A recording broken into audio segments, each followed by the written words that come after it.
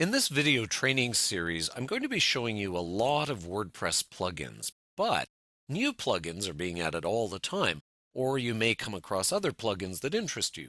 So I want to take a moment here to provide some guidelines on how to choose a WordPress plugin. First of all, let me give you a tip about where to search for these plugins. Now, you might be tempted to go here under your dashboard, Plugins, Add New, where you can search for plugins. So let's say I've searched here for WordPress SEO.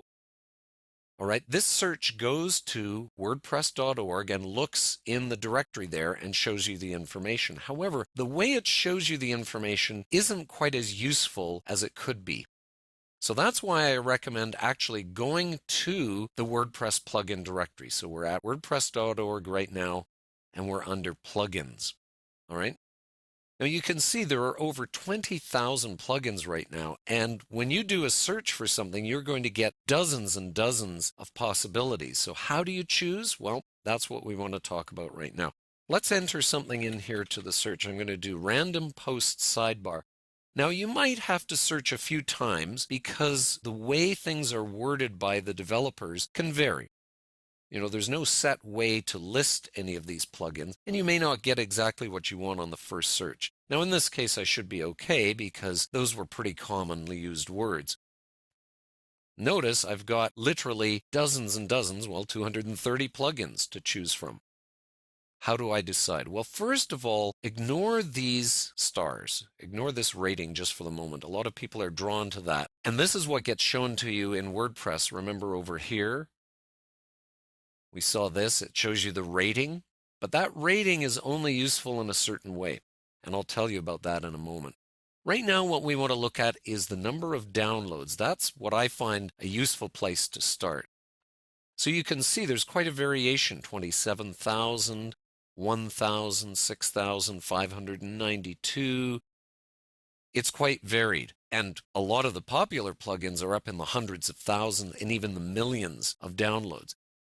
What do downloads tell us? Well, it's not the number of people using the plugin. It's close, but it's not exact. For example, if I've downloaded the same plugin 5 times because it's been updated over the last few years, well, that's 5 of me downloading. So again, the numbers aren't exact. Also, I could use a plugin but not have downloaded it from here. Somebody may have given me the file or something, or I may have found it on the developer's site rather than from here. And of course, just because someone's downloaded it doesn't mean they liked it or they're using it still. So it's not an exact science, but it's a good first step. I mean, if one plugin has 250 downloads, another has 250,000, obviously there's something to recommend the second plugin. Now, when the plugin was released is another factor to consider. The date here, by the way, is the last time it was updated, not when it was first brought in. I'll show you in a moment when it was brought in.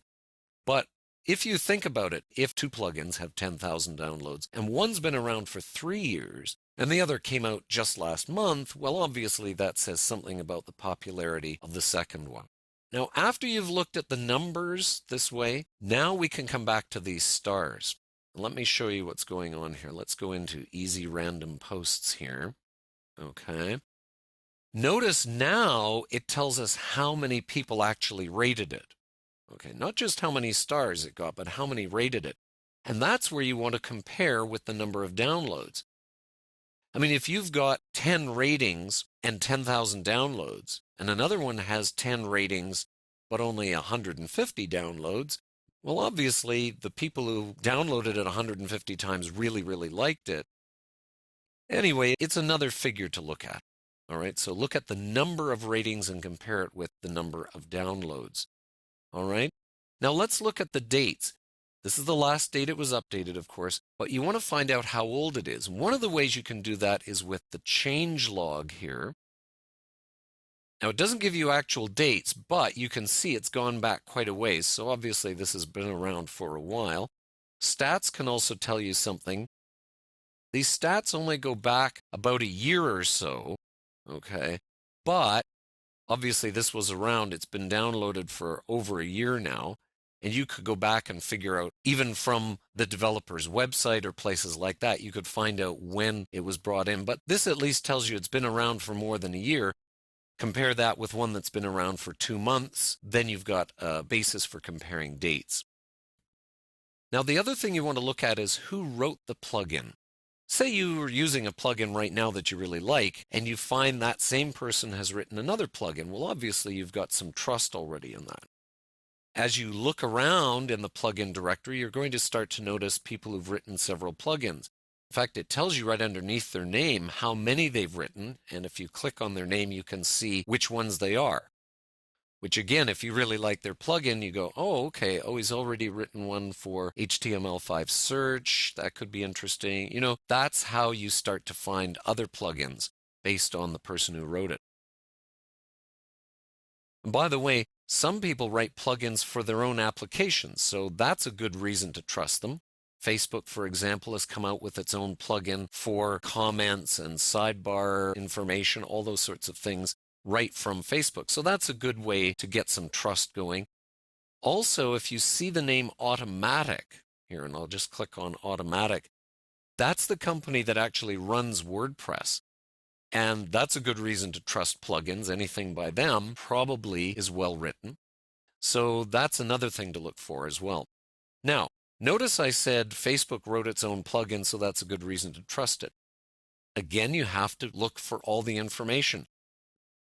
Down here is a compatibility factor, and it tells you the version of WordPress, the version of the plugin, and whether they're compatible together. Now let's check and see. If we go back to 3.4, it says not enough data.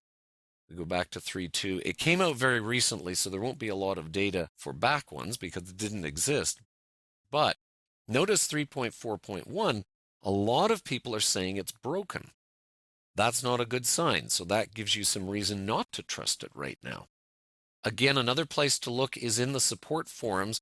It tells you right here how many threads have been answered in the last 2 months. That's very important. Is anyone paying attention to requests for support? And finally, you can go right to the support forum. There's a nice button there that takes you to all the current questions people have, the things they're finding useful, that they're not finding so useful. Very, very important to keep an eye on those when you're trying out a new plugin. So there you have some ideas of how to choose a new WordPress plugin as you go along.